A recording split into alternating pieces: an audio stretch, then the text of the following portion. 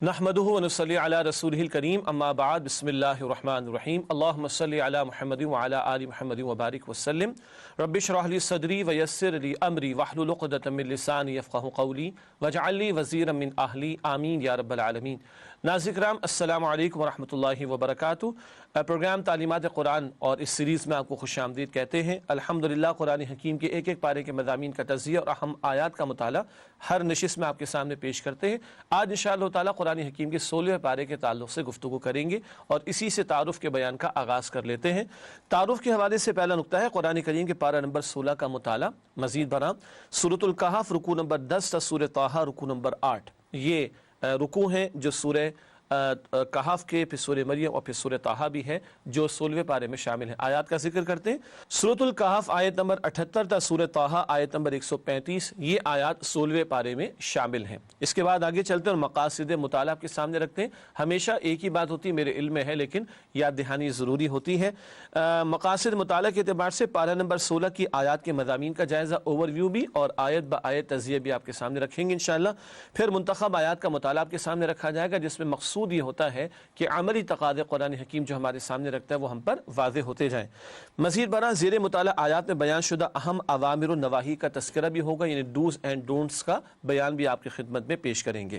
ناظرین کرام بات کو آگے بڑھاتے ہیں۔ سورۃ الکہف کا مطالعہ جاری ہے۔ یہ سورت 15ویں پارے میں شروع ہوئی تھی اور 16ویں پارے میں اس کا اختتام ہوگا۔ آئیے پہلے اس کا ایک اوور ویو اور پھر اس کی وہ آیات جو 16ویں پارے میں شامل ہیں ان کا تذکرہ آپ کے سامنے رکھیں۔ پہلی 6 آیات اللہ کی قدرتیں اور نعمتیں ان کا بیان ہے سورہ کہف میں، پھر آیات 7 تا 8 میں دنیا اور اس کی زندگی کی حقیقت کا ذکر آیا تھا، یعنی ہم پڑھ چکے ہیں پچھلی نشست میں۔ آیات 9 تا 26 اصحاب کہف کا واقعہ، بہت بڑا واقعہ، صبر کا بھی بیان اس میں تھا اور اللہ کی قدرتوں کا اظہار بھی۔ آیات 27 سے 31 میں داعی دین کے لیے نصیحت کہ وہ شیطان کے بہکاوے میں نہ آئے بلکہ عمدگی کے ساتھ کلام کرے۔ آیات 32 سے 44 دنیا داروں کے لیے عبرت، باغ والے کا واقعہ ذکر کیا گیا تھا۔ آیات 45 سے 46 دنیا کی زندگی کی حقیقت کہ یہ ختم اور فنا ہو جانے والی ہے۔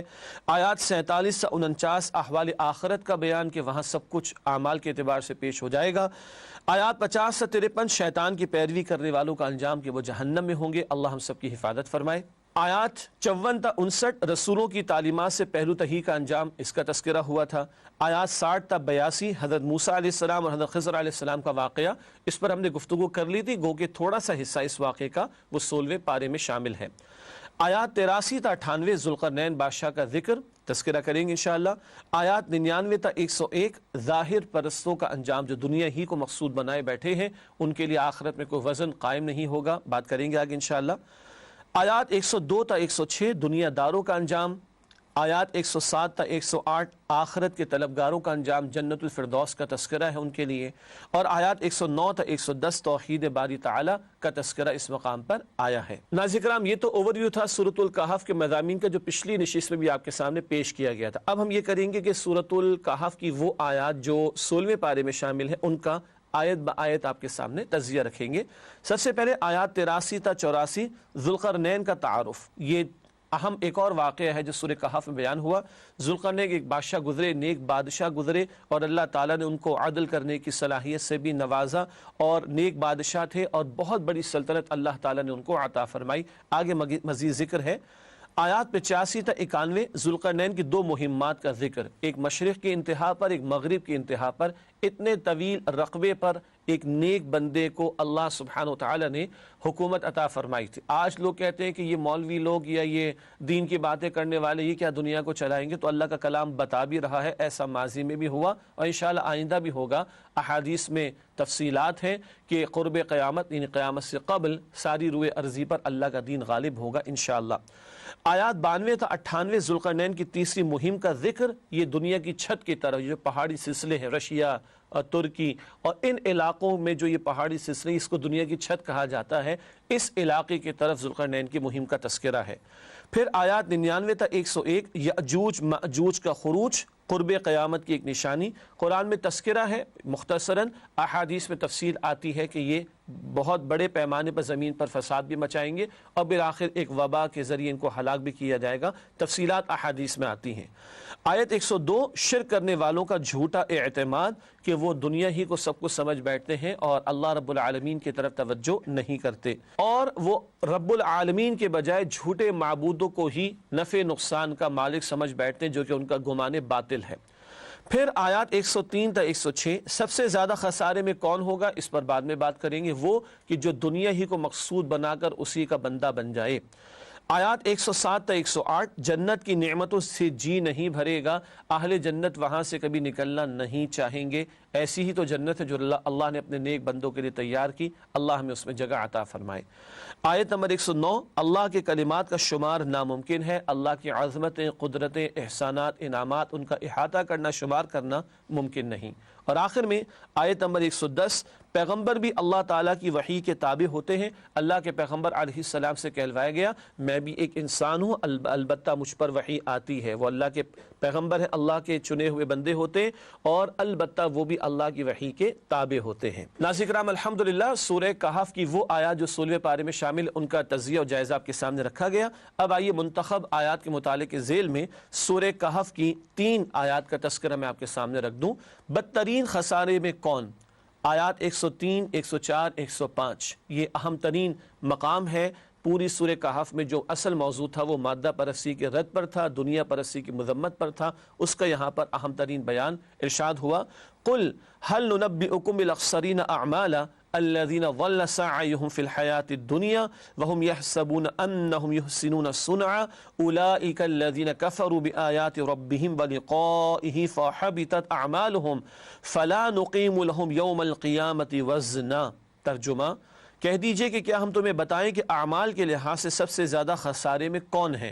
وہ لوگ کہ جن کی ساری محنت دنیا کی زندگی میں برباد ہو گئی اور وہ یہ سمجھتے رہے کہ وہ بہت اچھے کام کر رہے ہیں۔ یہ وہ لوگ ہیں جنہوں نے اپنے پروردگار کی آیتوں اور اس کی ملاقات سے انکار کیا تو ان کے اعمال ضائع ہو گئے، پس ہم قیامت کے دن ان کے لیے کچھ بھی وزن قائم نہیں کریں گے۔ خسارے میں سب سے بڑھ کر کون؟ جو دنیا کو مقصود بنا کر اس کا غلام اور بندہ بن جائے اور اپنے تئیں سمجھے کہ بہت اچھا کچھ کر رہا ہے اور اصل زندگی آخرت کو فراموش کر دے۔ فرمایا کہ یہ وہ لوگ ہیں جنہوں نے رب کی آیات کا انکار کر ڈالا، اس کی ملاقات کا انکار کر ڈالا، اور ان کے سارے اعمال ضائع ہو گئے۔ ظاہر کے کوئی جھوٹ موٹ کی نیکی بھی تھی، اس کا بھی کوئی اجر نہیں ملے گا، بلکہ ذکر آ رہا ہے کہ ان کے اعمال کو تولنے کا بھی اہتمام نہیں کیا جائے گا۔ اللہ تعالیٰ مجھے اور آپ کو دنیا پرستی اور مادہ پرستی کے شرک سے اور فطرے سے بچائے اور آخرت کا طلبگار بننے کی توفیق عطا فرمائے۔ ناظرین کرام، اب آپ کے سامنے سورۃ الکہف کے حوالے سے جو آیات 16ویں پارے میں شامل ہیں ان میں آنے والے اوامر اور نواہی پیش کریں گے۔ سب سے پہلے اوامر کا بیان سورہ کہف کے تعلق سے۔ غلطی کو تسلیم کرنا، آیت نمبر 76۔ موسیٰ علیہ السلام کے واقعے میں ایک خطا کا ذکر ہے جناب خضر کے ساتھ، اور موسیٰ علیہ السلام نے تسلیم کیا کہ آئندہ اگر میں ایسا سوال کوئی آپ سے کر بیٹھوں تو مجھے اپنے ساتھ نہ رکھیے گا۔ برائی کے جواب میں بھلائی کرنا، آیت نمبر 77۔ بستی والوں نے کھانا دینے سے انکار کیا اور جناب خضر نے ہاتھ پھیر کر دیوار کو درست کر دیا تھا۔ ایمان اور عمل صالح کی روش اختیار کرنا، آیت نمبر 88۔ اللہ کی نعمتوں کا اعتراف کرنا، آیت نمبر 95۔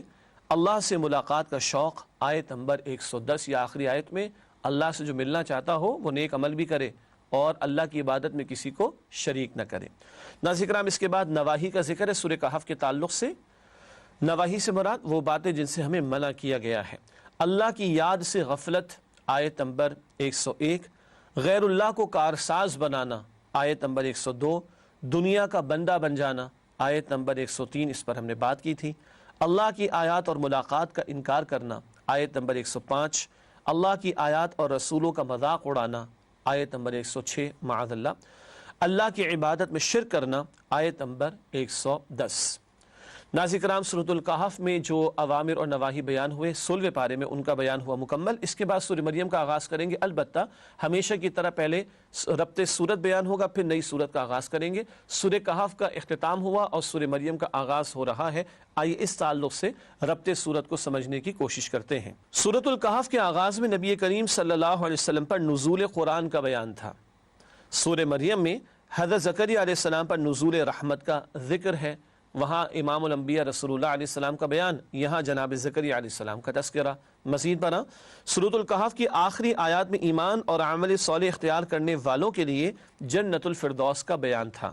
سورہ مریم میں ایمان اور عمل صالح اختیار کرنے والوں کے لیے دلوں میں اللہ تعالیٰ کی طرف سے محبت پیدا کیے جانے کا ذکر ہے، یعنی ایمان اور نیک اعمال کے نتیجے میں کل جنت الفردوس عطا کیے جانے کا وعدہ ہے، تو آج دنیا میں بھی اللہ سبحانہ وتعالیٰ اس کے نتیجے میں ایسے بندے کے لیے محبت پیدا کر دیتے ہیں۔ سورۃ الکہف کی ابتدائی آیات میں نصارہ کے بھونڈے شرکیہ عقائد پر انہیں عذاب سے خبردار کیے جانے کا بیان تھا۔ سورہ مریم میں عقیدہ تثلیث کی تردید اور اثبات توحید کا موضوع ذکر کیا گیا ہے، یعنی دونوں صورتوں میں نصارہ کے غلط عقائد کی نفی کی گئی ہے۔ ناظرین کرام، اس کے بعد اب سورہ مریم کا آغاز کرتے ہیں، اور پہلے اس کے مضامین کا ایک اوور ویو اور اس کے بعد آیت بآیت تجزیہ آپ کے سامنے رکھیں گے انشاءاللہ۔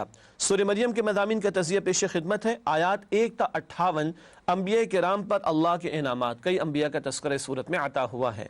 آیات 59 تا 63 برے اور اچھے لوگوں کا انجام جنت و جہنم کا تذکرہ ہے۔ آیات 64 تا 65 حضرت جبرائیل علیہ السلام کا نبی اکرم صلی اللہ علیہ وسلم سے خطاب ہے۔ آپ صلی اللہ علیہ وسلم کی چاہت تھی کہ بھئی تم بار بار کیوں نہیں آتے، تو جبرائیل فرماتے ہیں، عرض کرتے ہیں، اللہ کے حکم کے بغیر ہم بھی نازل نہیں ہو سکتے۔ آیات 66 تا 98 مشرکین مکہ کے ساتھ کشمکش کا ذکر، جو مرکزی اور ایک بنیادی موضوع ہے مکی صورتوں کا۔ ناظرین کرام، سورہ مریم کی آیات کا ایک اوور ویو تو آپ کے سامنے آ گیا، اب آیت با آیت تجزیہ آپ کے سامنے ہمیشہ کی طرح رکھتے ہیں، اور اس سے مقصود ہوتا ہے کہ ایک پارے کے جو مضامین ہیں ان کا جائزہ سامنے آ جائے۔ تشریح تو نہیں ہو سکتی، ممکن ہی نہیں ہے، جائزہ ہم چاہتے ہیں کہ آپ کی خدمت میں پیش کیا جائے۔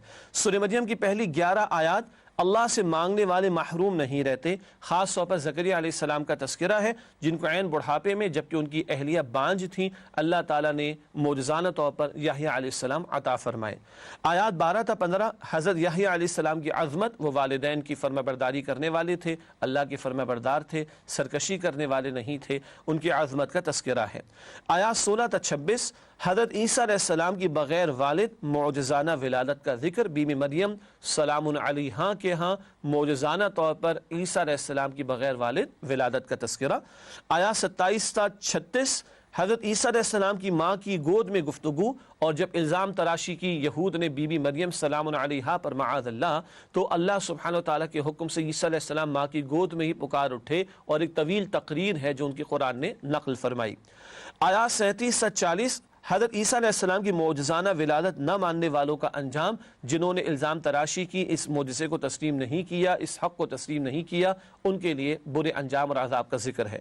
آیات 41 سے 48 حضرت ابراہیم علیہ السلام کی طرف سے حق کی دعوت اپنے والد کے لیے، مگر بڑوں کو دعوت کس طرح پیش کی جائے اس کا بھی بڑا پیارا ادب ہے جو اس مقام پر بیان ہوا۔ آیات 49 سے 50 حضرت ابراہیم، حضرت اسحاق اور حضرت یعقوب علیہ السلام پر اللہ کی عنایات، اللہ کے پیغمبر ہیں، چنے ہوئے بندے ہیں، ان پر اللہ کے انعامات کا تذکرہ۔ آیات 51 تا 53 حضرت موسیٰ اور حضرت ہارون علیہ السلام پر عنایات کا بیان۔ آیات 54 تا 55 حضرت اسماعیل علیہ السلام کی تحسین، خود بھی نیکی پر کاربند تھے، گھر والوں کو بھی حکم دیتے تھے، بات کریں گے اس پر آگے انشاءاللہ۔ آیات 56 تا 57 حضرت ادریس علیہ السلام کا مقام خاص، بلند مرتبہ اللہ نے ان کو عطا فرمایا، اس کا ذکر ہے۔ انبیاء کرام کی رقت قلبی کا بیان، جب اللہ کا ذکر ہوتا ہے ان کے دل کانپ اٹھتے اور آنکھوں سے آنسو جاری ہو جاتے ہیں۔ آیت نمبر 59 نالائق امتیوں کا طرز عمل کہ وہ نماز کو ضائع کرتے ہیں اور خواہشات نفس کی پیروی میں لگ جاتے ہیں۔ آیات 60 تا 63 صالح امتیوں کا حسین انجام، نیک لوگ جو پیغمبروں کی اتباع کرتے رہے ان کے حسین انجام کا ذکر۔ آیات 64 تا 65 نبی اکرم صلی اللہ علیہ وسلم کی قرآن کریم سے محبت، اور آپ انتظار میں رہتے تھے کہ بار بار اللہ کی طرف سے جبرائیل آئیں، بار بار اللہ کی وحی لے کر آئیں۔ آیات 66 تا 72 کیا مرنے کے بعد انسان کو دوبارہ زندہ کیا جائے گا، مشرکین کے سوالات اور اعتراضات کا تذکرہ اور جواب بھی دیا گیا۔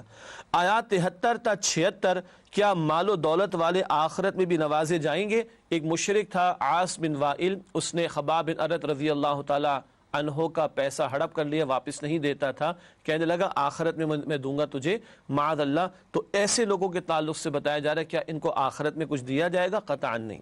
آیات 77 تا 80 کیا مال و اولاد کی کثرت اللہ کی رضا کی علامت ہے؟ مشرکین کہتے تھے ہمارے پاس اولاد کی بھی کثرت اور مال کی بھی کثرت، جتھے بھی ہیں، جماعت بھی بڑی ہے، اور مسلمانوں کے یہاں تو تھوڑے ہی سے لوگ ہیں۔ اس کا تذکرہ اس مقام پر ہوا۔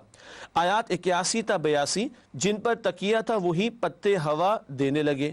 کیا مطلب؟ مشرکین جھوٹے معبود سے توقعات رکھتے ہیں اور یہ جھوٹے معبود بیچاروں کے کچھ کام نہیں آ سکتے۔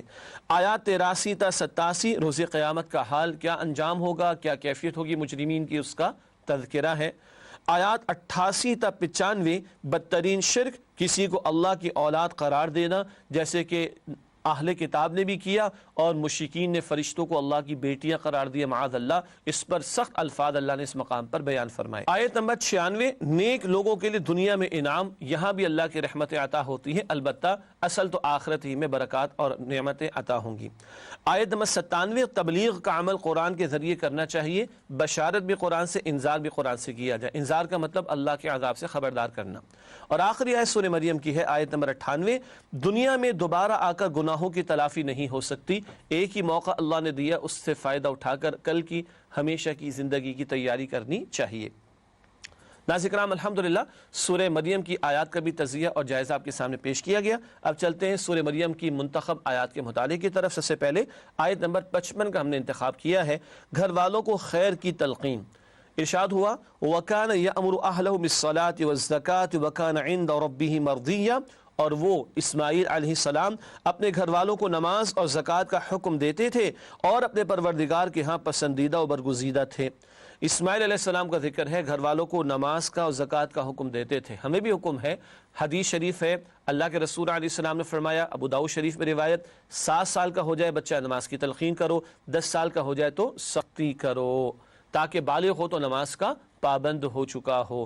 گھر والوں کی ہم باقی حاجات کی تو فکر کرتے ہیں، مادی ضروریات کی فکر کرتے ہیں، اس سے بڑھ کر ان کی روحانی ضروریات اور آخرت کی فکر کرنی چاہیے۔ قرآن نے کہا گھر کے سربراہ کو، اور ایمان والوں سے خطاب ہوا سورہ تحریم کی آیت نمبر 6 میں، قوا انفسکم واہلیکم نارا، اے ایمان والو اپنے آپ کو اور اپنے گھر والوں کو جہنم کی آگ سے بچاؤ۔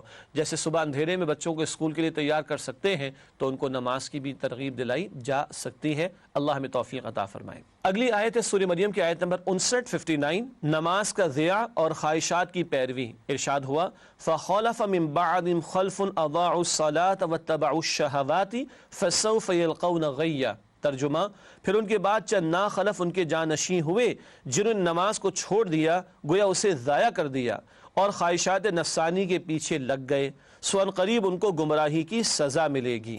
یہ ہے آیت نمبر 59 سورہ مریم کی۔ قوموں میں جب بگاڑ آتا ہے، یعنی امتوں میں جب بگاڑ آتا ہے تو سب سے پہلے نماز ضائع ہونا شروع ہوتی ہے اور نفسانی خواہشات کی پیروی ہوتی ہے۔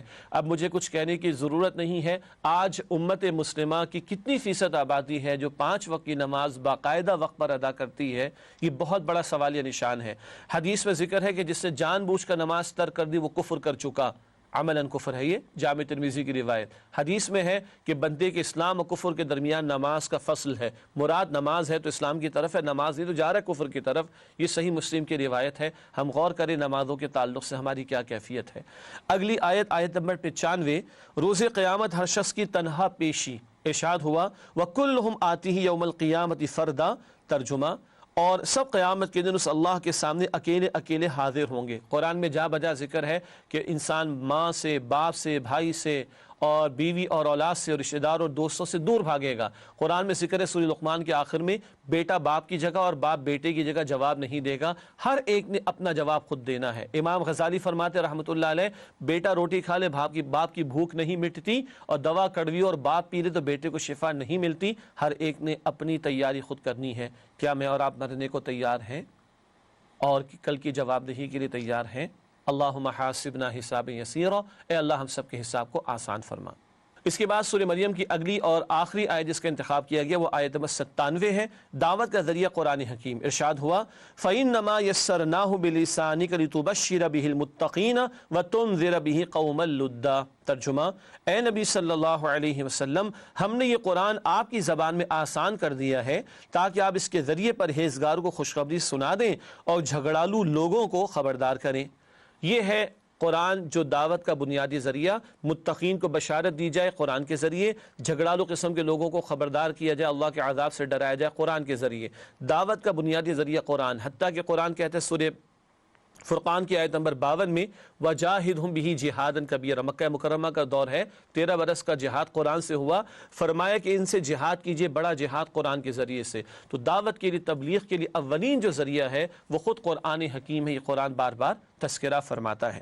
ناظرین کرام، الحمدللہ سورہ مریم کی منتخب آیات کا مطالعہ بھی مکمل ہوا۔ اب چلتے ہیں اوامر و نواہی کے بیان کے حوالے سے سورہ مریم کی آیات کے ذیل میں۔ سورہ مریم کے اوامر کا تذکرہ، اللہ کو چپکے چپکے پکارنا، آیت نمبر 3 یعنی دعا کا تذکرہ ہے۔ صبح و شام ذکر الہی کرنا، آیت نمبر 11۔ تقوی اختیار کرنا، آیت نمبر 13 یعنی اللہ کا خوف۔ والدین سے حسن سلوک، آیت نمبر 14۔ نماز اور زکوٰۃ ادا کرنا، آیت نمبر 31۔ اللہ ہی کی عبادت کرنا، آیت نمبر 36۔ سیدھی راہ کی پیروی کرنا، آیت نمبر 43۔ اللہ ہی سے دعا کرنا، آیت نمبر 48۔ وعدے کو پورا کرنا، آیت نمبر 54۔ گھر والوں کو نماز اور زکوٰۃ کی تلقین کرنا، آیت نمبر 55۔ اسماعیل علیہ السلام کے تعلق سے گفتگو ہوئی تھی۔ توبہ، ایمان اور عمل صالح کی روش اختیار کرنا، آیت نمبر 60۔ اللہ کی عبادت پر ثابت قدم رہنا، آیت نمبر 65۔ نیک اعمال کر کے اچھے انجام کی امید رکھنا، آیت نمبر 76۔ یعنی صرف تمنا نہ ہو آخرت کی کامیابی کی، اس کے لیے محنت بھی ہو، ایمان کے ساتھ نیک اعمال کو بھی انجام دینا۔ قرآن سے بشارت اور انذار، آیت نمبر 97۔ اس آیت کا ہم نے مطالعہ بھی کیا تھا۔ ناظرین کرام، یہ اوامر کا بیان مکمل ہوا۔ سورہ مریم کے تعلق سے اب نواہی یعنی ڈونٹس کا تذکرہ آپ کے سامنے رکھیں گے۔ شیطان کی عبادت کرنا، آیت نمبر 44، یعنی یہ وہ باتیں نواہی جن سے روکا گیا، منع کیا گیا ہے۔ نماز کو ضائع کرنا، آیت نمبر 59، اس پر ہم نے بات کی تھی۔ خواہشات نفس کی پیروی کرنا، آیت نمبر 59۔ مرنے کے بعد زندگی کا انکار، آیت نمبر 66۔ آیات الہی کا انکار، آیت نمبر 77۔ اللہ کی اولاد قرار دینا، آیت نمبر 88۔ معاذ اللہ، یہ مشرکین نے بھی کیا اور نصارہ اور اہل کتاب میں سے یہود نے بھی حرکت کی، اللہ تعالی حفاظت فرمائے۔ ناظرین کرام، الحمدللہ سورہ مریم کے اوامر و نواہی کا بیان بھی مکمل ہوا۔ اگلی سورت کا آغاز کرنے سے قبل ایک وقفہ لیتے اور انشاءاللہ آپ سے ملاقات کرتے اس وقفے کے بعد۔ امید آپ ہمارے ساتھ رہیں گے۔ السلام علیکم ورحمۃ اللہ وبرکاتہ۔ السلام علیکم ورحمۃ اللہ وبرکاتہ۔ ناظرین کرام، پروگرام تعلیمات قرآن میں آپ کو اور اس سیریز میں آپ کو خوش آمدید کہتے ہیں۔ آج ہم 16ویں پارے کے تعلق سے گفتگو کر رہے۔ وقفے سے پہلے سورہ مریم کا بیان کسی درجے میں ہوا تھا مکمل۔ اگلی سورت کا آغاز کریں گے جو کہ سورہ طٰہٰ ہے۔ البتہ ہمیشہ کی طرح پہلے ربط سورت آپ کے سامنے بیان کر کے پھر نئی سورت کا آغاز ہوگا۔ سورہ مریم اور سورہ طٰہٰ کے درمیان جو ربط ہے اس کے حوالے سے چند باتیں۔ سورہ مریم میں نصارہ کی رہنمائی کے لیے حضرت عیسیٰ علیہ السلام کا ذکر تفصیل سے کیا گیا تھا۔ سورہ طٰہٰ میں یہود کی رہنمائی کے لیے حضرت موسیٰ علیہ السلام کا ذکر تفصیل سے کیا گیا ہے۔ تو ایک طرف نصارہ کے لیے رہنمائی عیسیٰ علیہ السلام کے بیان سے اور دوسری طرف یہود کے لیے رہنمائی موسیٰ علیہ السلام کے تذکرے سے۔ مزید برآں دونوں صورتوں کا آغاز حروف مقطعات سے ہوتا ہے اور دونوں کے اختتام پر قرآن کریم کا ذکر ہے۔ یہ بھی ایک ربط کی کیفیت ہے کہ کاف، ہا، یا، عین، صاد یہ حروف مقطعات ہیں، ان سے آغاز سورہ مریم کا ہوا، اور طٰہٰ یہ حروف مقطعات ہیں، ان سے آغاز سورہ طٰہٰ کا ہوتا ہے۔ ناظرین کرام، ایک بات پہلے میں آپ کے سامنے رکھنا چاہوں گا، سورہ طٰہٰ کی ایک خاص بات، پھر اوور ویو اور پھر آیات کا جائزہ۔ وہ خاص بات کیا ہے آئیے اسکرین پر ملاحظہ فرمائیے گا۔ سورہ طٰہٰ میں حضرت موسیٰ علیہ السلام کی حیات مبارکہ کے 3 ادوار کا بیان۔ وہ 3 ادوار بھلا کون کون سے ہیں؟ آیات 38 سے 40، ولادت تا مدین روانگی، مدین تشریف لے گئے تھے اور اس کی بھی تفصیلات دیگر مقامات پر سورہ قصص میں بھی آتی ہیں۔ آیات 9 تا 37 اور 41 تا 79، مدین سے مصر واپسی تا فرعون کی ہلاکت، اور آیات 80 تا 99 مصر سے صحرائے سینا ہجرت تا وصال۔ یعنی یہ 3 ادوار ہے ولادت سے لے کے مدین چلے جانے تک، یہ آغاز وحی سے پہلے کا دور ہے۔ دوسرا حصہ مدین سے واپس مصر تشریف لا رہے، آغاز وحی ہو چکا، اور تیسرا حصہ ان کی ہجرت کا بیان، مصر سے ہجرت فرما گئے تھے، صحرائے سینا میں تھے، اور پھر وصال کا معاملہ، یہ 3 ادوار اللہ نے یہاں پر عطا فرمائے ہیں۔ یہ بھی نوٹ کیجئے، قرآن کریم میں نبی کریم صلی اللہ علیہ وسلم کے بعد سب سے زیادہ تفصیلی حالات موسیٰ علیہ السلام کے تعلق سے آتے ہیں، اس لیے کہ ہم سے پہلے امت بنی اسرائیل تھی، چنانچہ ان کے واقعات بہت تفصیل سے امت محمدیہ صلی اللہ علیہ وآلہ وسلم کی رہنمائی کے لیے بیان کیے گئے۔ اب ناظرین کرام، سورہ طٰہٰ کے مضامین کا ایک اوور ویو اور پھر آیت بآیت تجزیہ آپ کے سامنے رکھیں گے۔ پہلی 8 آیات پرشکوہ تمہید ہے، اللہ تعالیٰ کی عظمت اور جلال کا بیان کر کے سورت کا آغاز ہوا ہے۔ آیات 9 تا 99 حضرت موسیٰ علیہ السلام کی داستان حیات اور ان کے 3 ادوار کا ذکر پہلے ہو چکا۔ آیات 100 تا 112 احوال قیامت، قیامت کے مناظر کا ذکر ہے۔ آیات 113 تا 114 عظمت قرآن کا ذکر ہے۔ آیات 115 تا 123 قصہ آدم و ابلیس کا تذکرہ آیا ہے۔ آیات 124 تا 128 قرآن سے غفلت کا حسرت ناک انجام، اس پر ہم آخر میں بات بھی کریں گے انشاءاللہ منتخب آیات میں۔ آیات 129 تا 135 مشرکین مکہ کے ساتھ کشمکش، جو ایک عمومی موضوع ہے مکی صورتوں کا۔ یہ ہے وہ مضامین ایک اوور ویو کے طور پر جو ہمارے سامنے آئے، جو سورہ طٰہٰ میں آئے ہیں۔ اب آئیے ان کی آیات کا تجزیہ کرتے ہیں۔ 135 آیات ہیں سورہ طٰہٰ کی، ان کا تجزیہ آپ کے سامنے رکھیں گے انشاءاللہ۔ سب سے پہلی 4 آیات عظمت قرآن کا بیان، اللہ رب العالمین نے قرآن رسالت مآب صلی اللہ علیہ وسلم کو عطا فرمایا، اس قرآن کی شان اور عظمت کا تذکرہ۔ پھر آیات 5 تا 8 عظمت باری تعالی، زمین و آسمان کا پیدا کرنے والا بھی وہ، آسمان کی بلندیوں میں کیا کچھ ہے اور زمین کی تہ میں کیا کچھ ہے، سب کچھ اللہ کے علم میں ہے۔ آیات 9 تا 13 حضرت موسیٰ علیہ السلام پر ظہور نبوت، وادی مقدس طوا میں تھے اور وہاں اللہ سبحانہ وتعالیٰ سے شرف ہم کلامی ہوا اور وہاں ظہور نبوت ہوا، یعنی آغاز وحی کا معاملہ۔ آیات 14 تا 16 4 اہم ہدایات، اللہ کا ذکر کرنا، اللہ ہی کی عبادت کرنا، اللہ سبحانہ وتعالیٰ ہی کو الہ ماننا، معبود، اور اللہ سبحانہ وتعالیٰ کے لیے نماز قائم کرنا، یہ تذکرے اس مقام پر عطا ہوئے۔ آیات 17 تا 24 حضرت موسیٰ علیہ السلام کے 2 اہم معجزات، ید بیضا چمکتا ہوا ہاتھ اور وہ عصا جس سے بہت سارے وہ کام لیتے تھے، تو اژدہا بھی بن جایا کرتا تھا وہ عصا، یہ 2 معجزات، ان کا ظہور بھی اس مقام پر ہوا اور یہ دونوں معجزات موسیٰ علیہ السلام کو عطا کیے گئے۔ آیات 25 تا 37 حضرت موسیٰ علیہ السلام کی ایمان افروز دعا اور اس کی قبولیت، مشہور دعا رب اشرح لی صدری، بعد میں ذکر کریں گے انشاءاللہ تعالی۔ آیات 38 تا 40 حضرت موسیٰ علیہ السلام کی حیات کا پہلا دور، ولادت تا مدین روانگی، ان کی پیدائش کا ذکر، پھر وہ بڑے ہوئے، فرعون کے دربار میں بھی تھے اور ایک واقعہ پیش ہو گیا، ایک شخص کا قتل ہو گیا، اس کے بعد وہ تشریف لے گئے تھے مدین، تفصیلات کا موقع یہاں پر نہیں، لیکن یہ پہلا دور ہے جو آیات 38 تا 40 میں بیان ہوا۔ آیات 41 تا 56 فرعون کے سامنے دعوت حق، وقت کا ظالم و جابر بادشاہ ہے مگر اس کے سامنے بھی کلمہ حق جا کر پیش کرتے ہیں موسیٰ علیہ السلام۔ یہیں سے یہ جان لیجئے کہ پیغمبروں کی دعوت انقلابی دعوت ہوتی ہے، وقت کے ایوانوں اور حکمرانوں کو بھی خطاب کرتے ہیں، اور موسیٰ علیہ السلام کو تو خاص طور پہ فرعون کی طرف بھی بھیجا گیا تھا۔ اذهب الى فرعون انه طغى، سورہ نازعات آخری پارے میں ہے کہ موسیٰ جائیے فرعون کی طرف، وہ سرکشی کی طرف آ گیا ہے، سرکشی پر اتر آیا ہے۔ آیات 57 تا 70 حضرت موسیٰ علیہ السلام اور جادوگروں کے درمیان مقابلہ، مشہور واقعہ ہے، اور بالآخر موسیٰ علیہ السلام نے اللہ کے حکم سے عصا ڈالا، وہ اژدہا بن گیا، اور جو ڈھکوسلے جادوگروں نے پیش کیے وہ سب کو کھا گیا، ہڑپ کر گیا، اور جادوگر بھی ایمان لے آئے جب حق دیکھ لیا انہوں نے، کیونکہ جادوگروں کو پتا تھا جو کچھ وہ پیش کر رہے تھے وہ حقیقت نہیں، وہ جادو تھا، لیکن جب جادوگروں نے دیکھا، وہ اپنے فن کے جاننے والے تھے کہ جو موسیٰ نے پیش کیا ہے وہ بہت ہی کچھ اعلیٰ شے ہے، جھک گئے اور اندر فطرت میں کوئی ایمان کی رمق تھی وہ جاگی اور ایمان قبول کر لیا۔ آیات 71 تا 76 جادوگروں کی استقامت، یہ دیکھ کر کہ ایمان کا اعلان کر دیا جادوگروں نے، فرعون کی تو سٹی گم ہو گئی، وہ تشدد پر اتر آیا، کہنے لگا قتل کر دوں گا اور سولی چڑھا دوں گا، تو جادوگروں نے کہا کہ جو تو چاہے کر لے، اللہ ہی ہمارا رب ہے، تو دنیا میں کچھ فیصلہ کر سکتا ہے، اصل تو آخرت کا معاملہ۔ یہ بڑا دلچسپ اور عجیب اور خوبصورت واقعہ ہے جس کو تفصیل سے ہمیں پڑھنا چاہیے۔ آیات 77 تا 79 فرعون کی ہلاکت، وہ غرق کیا گیا، اس کا تذکرہ۔ آیات 80 تا 82 بنی اسرائیل پر اللہ کے انعامات اور انہیں شکر گزاری کی تلقین، اللہ نے کس کس طرح فرعون اور آل فرعون سے نجات دی، اور اب شکر کرو، اور اللہ نے پھر تورات بھی عطا فرمائی، اس کو تھامنے کا حکم بھی دیا گیا۔ آیات 83 تا 89 سامری کی فریب کاری، سامری ایک جادوگر مشہور ہے، یوں کہیے کہ جادو کا فریب اس نے اختیار کیا اور ایک گائے نما شے بلکہ گائے کا جسم سا بنایا اور اس میں کوئی آواز سی پیدا کرنے کی کوشش کی، اور یوں بچھڑے کی پوجا پاٹ کا اس نے ارادہ کرنا چاہا کہ لوگ اس میں مبتلا ہو کر شرک کریں معاذ اللہ۔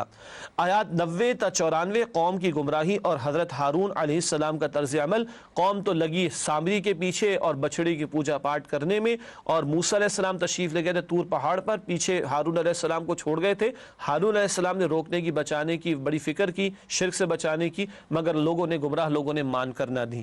آیات 95 تا 98 سامری کا انجام، موسیٰ علیہ السلام واپس تشریف لائے اور اس کی سرزنش کی، اور اس کو اللہ تعالیٰ نے ایک بیماری میں بھی مبتلا کیا، اور جو بچھڑا تھا اس کو بھی فنا کر ڈالا اور پاش پاش کر ڈالا، اس کی راکھ کو پھینک دیا موسیٰ علیہ السلام نے۔ یہ تذکرہ بھی اس مقام پر آتا ہے۔ آیات 99 تا 101 قرآن میں بیان شدہ قصوں کی حکمت۔ قرآن قصوں کی کتاب تو نہیں ہے نا، ہدایت کی کتاب ہے، تو دیکھو پچھلے نافرمانوں کا انجام کیا ہوا، ظالم و جابروں کا انجام کیا ہوا، پیغمبر کے راستے کو چھوڑنے والوں کا انجام کیا ہوا، اس سے قرآن ہر دور کے لوگوں کو عبرت دلاتا ہے۔ آیات 102 تا 104 روز قیامت مجرموں کا حال، ان کی آنکھیں پتھرا جائیں گی، خوف زدہ ہوں گے۔ آیات 105 تا 107 پہاڑوں اور زمین کا مستقبل، یہ پہاڑ ہلا دیے جائیں گے، چلا دیے جائیں گے، ریزہ ریزہ کر دیے جائیں گے، اور یہ زمین بالکل فلیٹ اور چھٹیل میدان کر دی جائے گی۔ آیات 108 تا 112 روز قیامت شفاعت کی حقیقت، اللہ کے حکم سے شفاعت ہوگی، اور جس کے لیے اللہ پسند فرمائیں گے اسی کے لیے ہوگی۔ آیت 113 مقصد نزول قرآن وہ یہ ہے کہ ہدایت ہے، اس کے ذریعے اس کا ہدایت کا حصول ہو اور لوگ اس کی اتباع کریں اور اس کی پیروی کر کے کامیابی حاصل کریں۔ آیات 114 تا 123 علم کی فضیلت، علم میں اضافے کی دعا بھی سکھائی گئی ہے، اور حضرت آدم علیہ السلام کا تذکرہ بھی ہے، اور سب سے بڑا علم ہدایت کا علم، اس کے عطا کیے جانے کا ذکر بھی ہے۔ آیات 124 تا 127 قرآن سے غفلت برتنے والا روز قیامت اندھا ہوگا، استغفر اللہ۔ ان آیات پر بعد میں بات بھی کریں گے انشاءاللہ۔ آیات 128 تا 129 مشرکین مکہ کے لیے دھمکی، استغفر اللہ، کہ یہ وہ لوگ تھے جو پیغمبر اسلام علیہ السلام کا انکار کر رہے تھے اور ان کی راہ میں روڑے اٹکا رہے تھے، دین کی راستے میں رکاوٹیں ڈال رہے تھے، ان کے لیے عذاب کی دھمکی۔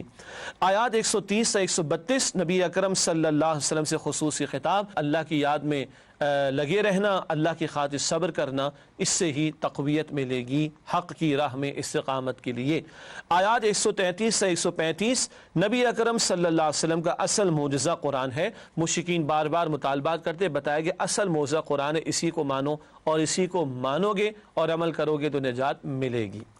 ناظرین کرام الحمدللہ سورہ طٰہٰ کی آیات کا جائزہ بھی آپ کے سامنے پیش کیا گیا۔ چلتے ہیں سورہ طٰہٰ کی منتخب آیات کے مطالعے کی طرف۔ سب سے پہلے آیت نمبر 14 کا ہم نے انتخاب کیا ہے اس حوالے سے، نماز اور یاد الہی۔ سورہ طٰہٰ آیت نمبر 14، اننی انا اللہ لا الہ الا انا فاعبدنی واقم الصلاۃ لذکری۔ ترجمہ، بے شک میں ہی اللہ ہوں، میرے سوا کوئی معبود نہیں، بس تم میری ہی عبادت کرو اور میری یاد کے لیے نماز قائم کرو۔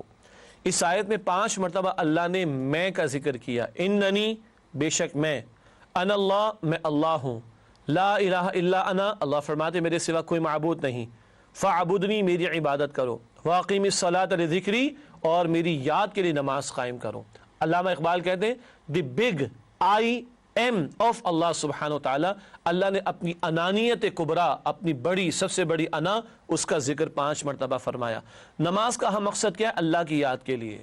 سرکشی نے کر دیے دھندلے نقوش بندگی، آؤ سجدے میں گریں لوح جبی تازہ کرے۔ بھول جاتے ہیں اللہ کو، اپنی حقیقت کو، آخرت کی زندگی کو، ہر چند گھنٹوں بعد نماز کھینچ لاتی ہے اور اللہ کی اور آخرت کی یاد دلاتی ہے اور ہماری حقیقت کی بھی یاد دلاتی ہے۔ ایاک نعبد، اللہ ہم تیری ہی عبادت کرتے ہیں، ہم بندے ہیں، وہ معبود ہے، بندہ بن کر رہنا ہے، اپنی مرضی نہیں چلانی۔ اس کے بعد اگلی آیات جن کا انتخاب کیا گیا سورہ طٰہٰ میں سے آیات 25 تا 29 عمدہ اور مشہور دعائیں، موسیٰ علیہ السلام کی بڑی پیاری دعائیں۔ قال رب اشرح لي صدري ويسر لي امري واحلل عقدة من لساني يفقهوا قولي واجعل لي وزيرا من اهلي۔ ترجمہ، موسیٰ علیہ السلام نے عرض کی، اے میرے پروردگار، اس کام کے لیے میرا سینہ کھول دے اور میرا کام آسان کر دے اور میری زبان کی گرہ کھول دے تاکہ وہ بات سمجھ سکیں، اور میرے گھر والوں میں سے ایک کو میرا وزیر یعنی مددگار مقرر فرما دے۔ اللہ کے دین کے کام کے لیے نکلے ہیں تو اللہ سے دعا ہو رہی ہے، اے اللہ سینہ کھول دیجئے، کام آسان کھول کر دیجئے، زبان کی گرہ کھول دیجئے تاکہ بولنا اور بیان کرنا آسان ہو، تاکہ وہ بات سمجھ لیں، اور گھر والوں میں سے ایک معاون مقرر کیجئے۔ پھر ہارون علیہ السلام کو اللہ تعالیٰ نے نبوت عطا فرمائی اور موسیٰ علیہ السلام کے کام میں ان کو بھی شریک کیا گیا۔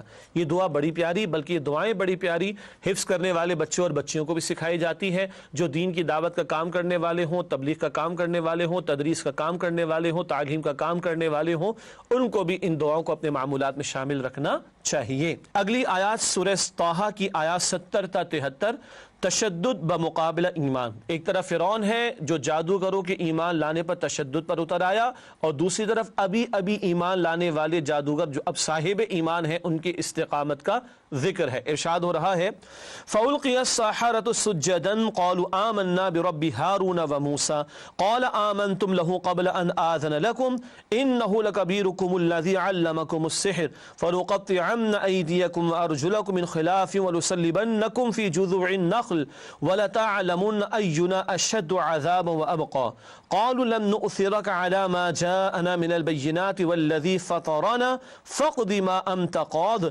إِنَّمَا تَقْضِي هَٰذِهِ الْحَيَاةَ الدُّنْيَا إِنَّا آمَنَّا بِرَبِّنَا لِيَغْفِرَ لَنَا خَطَايَانَا وَمَا أَكْرَهْتَنَا عَلَيْهِ مِنَ السِّحْرِ وَاللَّهُ خَيْرٌ وَأَبْقَىٰ۔ ترجمہ کرتے ان آیات کا ارشاد ہوا، تو جادوگر سجدے میں گر پڑے اور کہنے لگے کہ ہم موسیٰ اور ہارون کے پروردگار پر ایمان لائیں۔ فرعون بولا کہ کیا تم میری اجازت سے پہلے ہی اس پر ایمان لے آئے؟ یقیناً وہ تمہارا بڑا یعنی استاد ہے جس سے تم کو جادو سکھایا ہے، سو میں تمہارے ہاتھ اور پاؤں مخالف سم سے کٹوا دوں گا اور کھجور کے تنوں پر سولی چڑھوا دوں گا۔